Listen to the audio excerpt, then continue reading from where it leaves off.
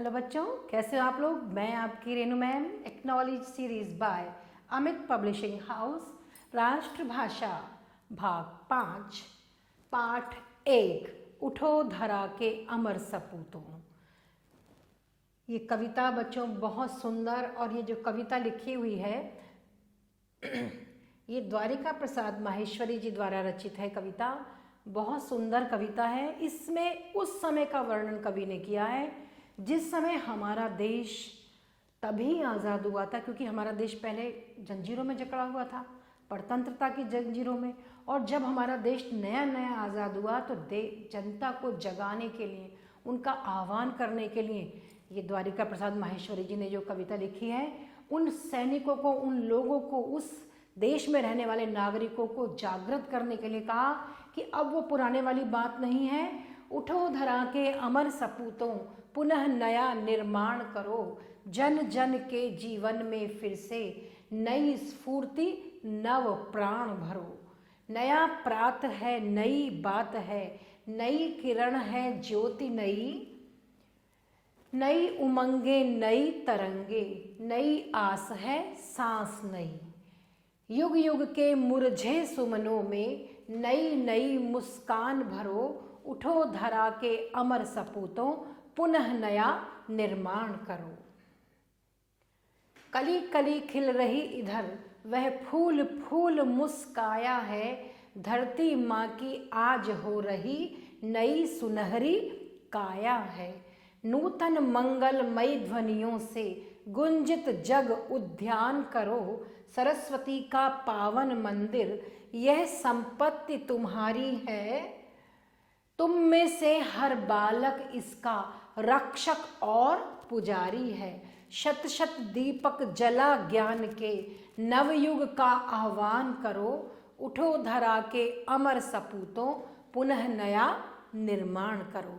तो बच्चों, द्वारिका प्रसाद माहेश्वरी जी ने उस समय पर, जब हमारा देश तभी आज़ाद हुआ था और सारी जनता के अंदर बहुत ही ऐसी भावना आई हुई थी कि, क्योंकि जब किसी चीज़ की परतंत्रता के बाद आप एकदम से स्वतंत्र होते हैं तो आपको विश्वास नहीं होता कि क्या करना है, तो लोगों को जगाया जाता है, उनको आह्वान किया जाता है, उनके अंदर नई चेतना, नई उमंगे, नया उत्साह भरने के लिए, जागरूक करने के लिए कवि ने कहा है कि इस धरती के अमर सपूतों, इस देश का फिर से नया निर्माण करो, क्योंकि अब ये देश पराधीनता की जंजीरों से जो जकड़ा हुआ था अब आज़ाद हो गया है, और प्रत्येक मनुष्य के जीवन में फिर से नई चेतना और नया जीवन, नए प्राण, नई सांसें भर दो। क्योंकि अब क्या है, नया सवेरा है, नई बात है, क्योंकि देश अब आज़ाद हो गया है और सूरज की किरणें भी अब हमारी नई है, और किरणों से निकलने वाला जो प्रकाश है, जो ज्योति है, वो भी नई है, और हमारे अंदर जो उमंगे हैं, जो उत्साह है, वो भी नया भरा हुआ है। और उस उत्साह में नई नई तरंगे हिलोरें मार रही हैं, लहरें हमारी उठ रही हैं, और हमें अब नई आशा है, और हमारी हर सांस जो अब निकल रही है हमारे शरीर से, वो बिल्कुल नई है, क्योंकि हमारा देश अब आज़ाद हो गया है, और हम पुरानी बातों को भूलकर नई चेतना जगाएं अपने मन में, नई सांस भरें, नई आशा जगाएं अपने मन में। और जो हमारा बहुत समय से, हमारे जो फूल, मन का जो हृदय हमारा जो मुरझा गया था, उसमें फिर से नई नई मुस्कान, उसको मुरझाने से बचाने के लिए उसको फिर से खिलने दो, और अपने चेहरे पर सब मुस्कान ले आओ, और धरती के अमर सपूतों, फिर से इस देश में नया निर्माण करो। इस देश को जागृत, अब तुम्हें हम जागृत कर रहे हैं कि फिर से नए जीवन का संचार करो अपने जीवन में। और जो धरती पर नई नई कलियां हैं, जो कलियां खिल रही हैं इधर उधर, वो अब हमारा देश आज़ाद होने से क्या हो रहा है कि सारी कलियां खिल गई हैं। जो मुरझाई हुई थी, जो फूल मुरझाए गए थे, वो सारी कलियां खिल गई हैं, और फूल, हर व्यक्ति, हर मनुष्य मुस्कुराने लगा है। और जो हमारी धरती माँ, जो इसकी जो आज जो ये खुश हो रही है स्वतंत्रता की वजह से, खेत में फसलें लहरा रही हैं, जिससे कैसा प्रतीत हो रहा है कि ये पूरी हमारी धरती बिल्कुल सुनहरी हो गई है, क्योंकि फूल फूल मुस्कुरा रहा है और कली कली खिल गई है। उससे हमारी जो धरती माँ का शरीर है वो बिल्कुल ऐसा लग रहा है जैसे कि ये स्वर्णमय हो गया है, ये सुनहरा हो गया है। नूतन मंगलमयी ध्वनियों से गुंजित जग उद्यान करो। और कवि क्या कह रहे हैं कि तुम जो नई और मंगल कल्याण करने वाली जो आवाजें हैं उससे इस देश के बगीचे में फिर से गुंजायमान करो, इस देश के बगीचे को, और नई मंगलमय ध्वनियों से इस देश के बगीचे को गुंजित करो। सरस्वती का पावन मंदिर यह संपत्ति तुम्हारी है। और ये जो सरस्वती का पवित्र मंदिर है ये आप लोगों की ही संपत्ति है, आप लोगों की ही धरोहर है। किससे कह रहे हैं कवि? जनता से कह रहे हैं, उनको जागरूक करने के लिए कह रहे हैं कि तुम में से जितने भी इस देश के नागरिक हैं उनमें से हर बच्चा इसकी रक्षा करने वाला है, इस सरस्वती के मंदिर की, और इसी की पूजा करने वाला है, इसी का पुजारी है। शत शत दीपक जला ज्ञान के, 100 दीपक ज्ञान के जलाकर अपने हृदय में ज्ञान के 100 दीपक जलाकर नए युग को बुलाओ, पुकारो, नए युग का आह्वान करो, क्योंकि अब हमारा देश आज़ाद हो गया है, गुलामी की बेड़ियों से आज़ाद हो चुका है। हे धरती के अमर जवानों, उठो और नए युग का निर्माण करो, नए युग का आह्वान करो। अब हम स्वतंत्र हैं और हमारी कली कली फूल फूल मुस्कुराने लगा है। हमारी धरती अब जो है बिल्कुल सुनहरी हो गई है, क्योंकि उस पर फसलें लहरा रही हैं और फूल खिल रहे हैं, कली कली मुस्कुरा रही है। तब अब धरती के अमर सपूतों उठो और फिर से नए युग का आह्वान करो। तो बच्चों आपने देखा ये कितनी सुंदर कविता द्वारिका प्रसाद माहेश्वरी जी ने लिखी है। इस पाठ में आया हुआ बच्चों हम कुछ अभ्यास कार्य देखते हैं। पहला अभ्यास कार्य है, प्रश्न है इसका कि बताइए कवि जन जन के जीवन में नई स्फूर्ति भरना चाहता है, क्यों भरना चाहता है?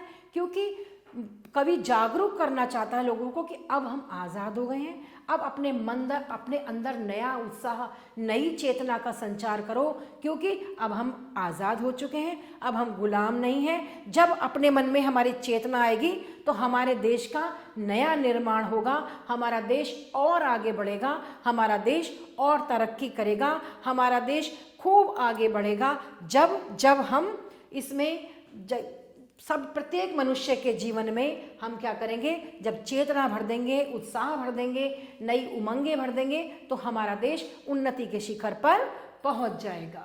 दूसरा प्रश्न है बच्चों, हर बालक किसका रक्षक और पुजारी है और क्यों? सरस्वती का पावन मंदिर यह संपत्ति तुम्हारी है, तुम में से हर बालक इसका रक्षक और पुजारी है। तुम्ही में से तो हर बालक किसका?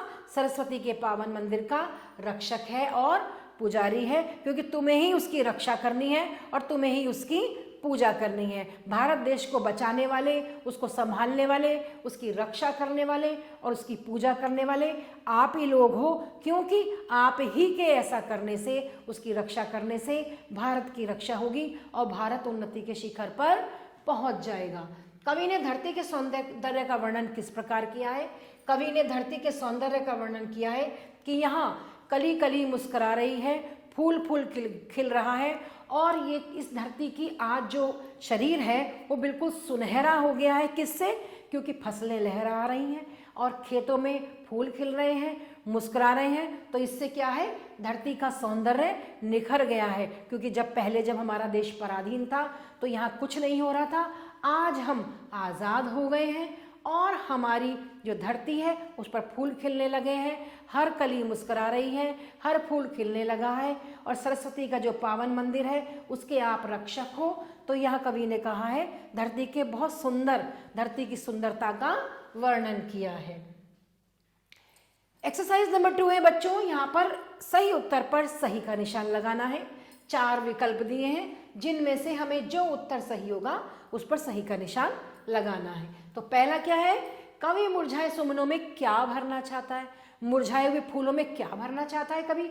धूप भरना चाहता है, या कि सुगंध भरना चाहता है, या मुस्कान भरना चाहता है, या स्फूर्ति भरना चाहता है? कवि मुरझाए सुमनों में स्फूर्ति भरना चाहता है, है ना। नेक्स्ट 4th नंबर को हम सर्कल कर देंगे। नेक्स्ट है कविता में किसके पावन मंदिर की बात हो रही है, सरस्वती के या लक्ष्मी के या विद्या के या पार्वती के। किसके, सरस्वती के पावन मंदिर की बात हो रही है, तो यहाँ हम पहले उत्तर पर निशान लगा देंगे। नेक्स्ट प्रश्न है बच्चों, कवि ज्ञान के कौन कौन से दीपक जलाने की बात कहता है, युग युग के या शत शत के या जन जन के या कि धरती माता के। क्या कह रहा था कवि, शत शत दीपक जला ज्ञान के, तो शत शत यानी कि 2nd नंबर पर हम सर्कल कर देंगे।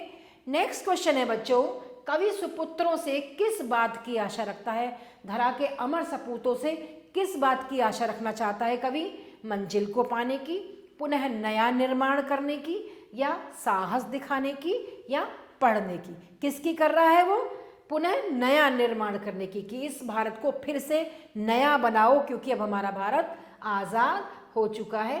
तो हम 2nd नंबर पर यहाँ पर सर्कल कर देंगे। तो इस प्रकार बच्चों पाठ में आए हुए सही उत्तर पर हमने सही का चिन्ह लगाया है। इसमें है एक्सरसाइज नंबर 3 है बच्चों, कविता की पंक्तियां पूरी करो।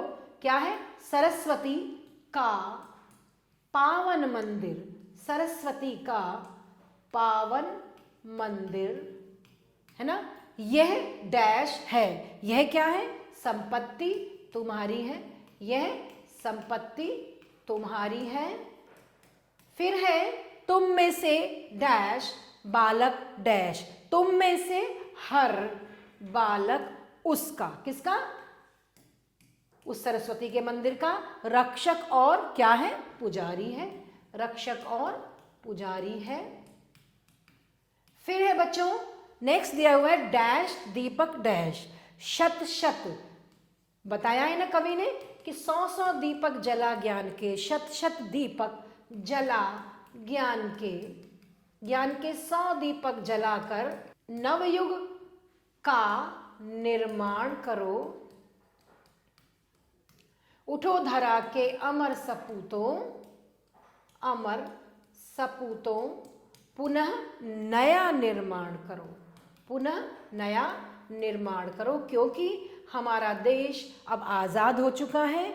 पराधीनता की बेड़ियों में जो जकड़ा हुआ हमारा देश था, आज वो स्वतंत्र हो गया है, आज़ाद हो गया है। तो आप फिर से हर व्यक्ति के जीवन में नई चेतना का, नई स्फूर्ति का, नए उत्साह का, नई उमंगों का संचार करो और उठो और इस देश को और आगे बढ़ाओ।